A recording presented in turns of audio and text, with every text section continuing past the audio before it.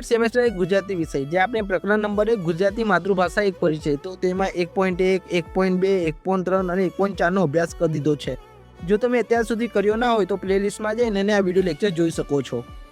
આજના વિડીયો લેક્ચરમાં આપણે પ્રકરણ નંબર 1માં ગુજરાત યુનિવર્સિટીમાં પૂછાયેલા મોસ્ટ ટાઈમપી 2 માર્ક્સના પ્રશ્નોનું સોલ્યુશન કરીશું। ટોટલ આપણે 5 પ્રશ્નોપત્રોનું સોલ્યુશન કરીશું અને આ વિડીયો લેક્ચર તમે જોઈ લીધો તો તમને આવનાર પરીક્ષામાં કોઈ પણ તકલીફ થશે નહીં, એટલે અંત સુધી જોડાયેલા રહેજો।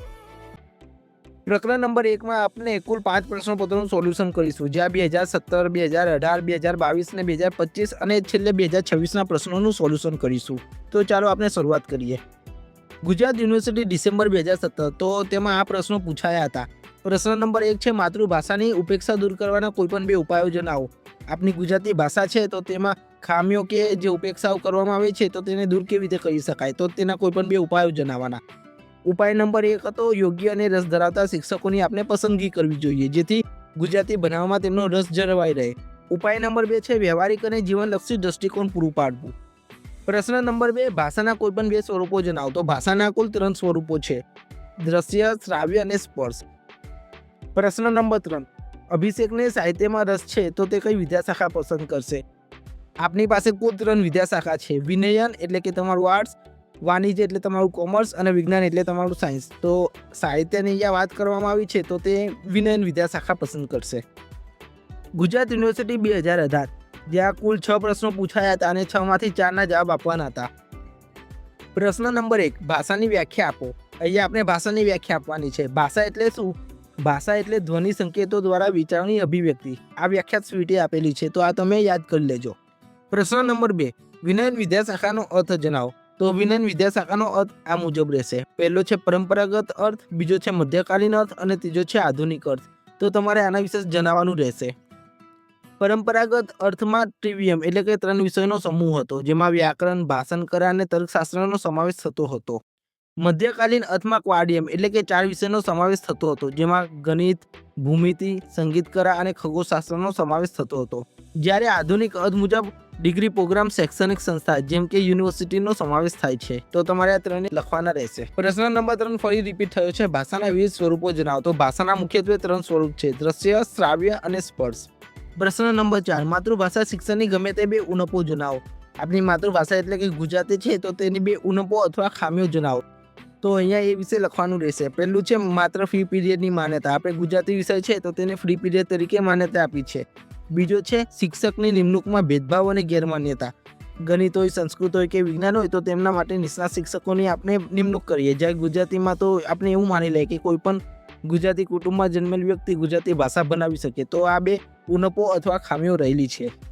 પ્રશ્ન નંબર 5 છે પ્રત્યયના 2 પ્રકારો જણાવો। તો પ્રત્યયો મુખ્યત્વે 2 પ્રકારના છે, એક છે અંગ સાધક પ્રત્યય અને બીજો છે પદ સાધક પ્રત્યય। તો આના વિશે એક સમજૂતી મેળવી લઈએ। ધારો કે આપણે કોઈ શબ્દ લઈએ જેમ કે નિયમિત, તો આ નિયમિત શબ્દ છે તો તે નિયમ વત્તા ઈત આ 2 શબ્દનો બનેલો છે।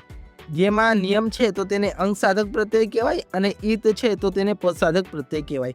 જે પાછળ આવે તેને પદ સાધક અને જે આગળ આવે તો તેને અંગ સાધક પ્રત્યય કહેવાય।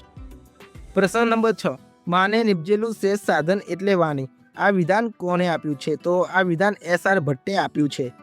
આમ કુલ 6 પ્રશ્નોમાંથી આપણે 4ના જવાબ લખવાના રહેશે। ગુજરાત યુનિવર્સિટી માર્ચ 2022 જ્યાં આ પ્રશ્નો પૂછાયા હતા તેમાં ટૂંકા પ્રશ્નોના જવાબ આપો અને કોઈ પણ 7ના જવાબ આપવાના હતા, તેમાં પણ પ્રશ્ન રિપીટ થયા છે। પ્રશ્ન નંબર 1 છે વિનયન વિદ્યાશાખાનો અર્થ જણાવો। જેમાં પરંપરાગત એટલે કે ટ્રિવિયમ 3 વિષય આપણે વ્યાકરણ, ભાષાંતર અને તર્કશાસ્ત્રનો સમાવેશ કર્યો છે।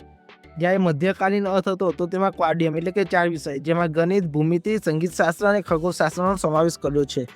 જ્યારે આધુનિક અર્થ છે તો તેમાં આપણે ડિગ્રી પ્રોગ્રામ તરીકે સ્વીકાર કર્યો છે, જેમાં યુનિવર્સિટી દ્વારા ડિગ્રી આપવામાં આવે છે। પ્રશ્ન નંબર 2 છે ભાષાના સ્વરૂપ વિશે ટૂંકમાં માહિતી આપો। ભાષાના મુખ્યત્વે 3 સ્વરૂપ છે, એક છે દ્રશ્ય, બીજું શ્રાવ્ય અને સ્પર્શ। તો આના વિશે તમારે ટૂંકમાં પણ લખવાનું રહેશે। પ્રશ્ન નંબર 3 માતૃભાષા શિક્ષણ ઉપેક્ષાના કારણો જણાવો। ગુજરાતી ભાષા છે તો તેની ઉપેક્ષા શા માટે કરવામાં આવે છે તો તેના કારણો આપણે અહીંયા લખવાના રહેશે। કુલ 5 કારણો છે તો તેને વિગતવાર સમજી લઈએ। પહેલું કારણ છે માત્ર ફ્રી પીરિયડની માન્યતા। ગુજરાતી વિષય છે તો તેને અન્ય વિષયોની જેમ આપણે મહત્વ આપ્યું નથી, તેને ફ્રી પીરિયડની માન્યતા આપી છે। મુદ્દો નંબર 2 છે શિક્ષકની નિમણૂકમાં ભેદભાવ અને ગેરમાન્યતા। ગુજરાતી વિષય છે તો તેમાં એક ગેરમાન્યતા રહેલી છે કે કોઈ પણ ગુજરાતી કુટુંબમાં જન્મેલ વ્યક્તિ ગુજરાતી ભાષા બનાવી શકે, પરંતુ હકીકત આવી હોતી નથી। શિક્ષકની નિમણૂકમાં પણ ભેદભાવ થાય છે. જ્યારે ગણિત હોય, સંસ્કૃત હોય કે વિજ્ઞાન વિષય હોય તો તેમાં નિષ્ણાત શિક્ષકોને આપણે નિમણૂક કરીએ. ગુજરાતી વિષયમાં આવું થતું નથી. ત્રીજો છે ખોટો દ્રષ્ટિકોણ અને નૂતન પદ્ધતિનો અભાવ. જે નવી નવી પદ્ધતિઓ અભ્યાસ માટે વાપરવી જોઈએ તે આપણે વાપરતા નથી. મુદ્દો નંબર 4 છે શૈક્ષણિક સાધનો અને વાંચનાલયની શૂન્યતા. વાંચનાલય એટલે તમારી લાઇબ્રેરી, તો તેની શૂન્યતા. વાંચનાલયનો આપણે ઉપયોગ કરતા નથી. પછી શૈક્ષણિક સાધનો, જેમાં આપણે ચાર્ટનો ઉપયોગ કરીએ, આ ઉપરાંત આપણે ટેપ રેકોર્ડરનો ઉપયોગ કરીએ, તો તેવા સાધનોનો ઉપયોગ થતો નથી. અને છેલ્લો મુદ્દો છે નીરસ વ્યાકરણ શિક્ષણ. અત્યારનું વ્યાકરણ શિક્ષણ છે તો તેને સાવ કંટાળાજનક અને નીરસ બનાવી દેવામાં આવ્યું છે. તેના કારણે ગુજરાતી ભાષાની ઉપેક્ષા થાય છે. તો તમારે મુખ્યત્વે આ 5 કારણો લખવાના રહેશે. હવે આપણે ગુજરાત યુનિવર્સિટી જાન્યુઆરી 2025માં પૂછાયેલા પ્રશ્નોનું સોલ્યુશન કરીશું. પ્રશ્ન નંબર 1, ભાષાના વિવિધ સ્વરૂપો જણાવો. તો ભાષાના મુખ્યત્વે 3 સ્વરૂપ છે: દ્રશ્ય, શ્રાવ્ય અને સ્પર્શ. આ તમારો મોસ્ટ એમપી સવાલ છે. આ દર વર્ષે રિપીટ થતો જાય છે. આ પ્રશ્નમાં તમારે 2 મુદ્દા લખવાના રહેશે. પ્રશ્ન નંબર 2 છે માતૃભાષા શિક્ષણ. અન્ય વિષયનો પાયો છે, સમજાવો. આપણી ગુજરાતી ભાષા છે તો બીજા વિષયનો પાયો છે, તો તે વિશે આપણે લખવાનું રહેશે. તો 2 માર્ક્સમાં આ મુજબ લખવાનું રહેશે. પહેલો મુદ્દો છે આપણી ગુજરાતી ભાષા છે તો એ વિષય નથી, પરંતુ દરેક વિષયનો પાયો છે. જેનો માતૃભાષાનો પાયો નબળો હોય તો અન્ય વિષયોમાં પણ અર્થગ્રહણમાં અને અન્ય સાહિત્યનો ઉપયોગ કરવામાં તેને મુશ્કેલી પડી શકે છે. આપણી ગુજરાતી ભાષા નબળી હોય તો અન્ય વિષયો સમજવામાં પણ તકલીફ પડે. જુદા જુદા વિષયોના પાયાના ખ્યાલો કે સંકલ્પનાઓ ભાષાના સ્તરે વિદ્યાર્થીઓને ન સમજાય તો તેની આવડતી નથી.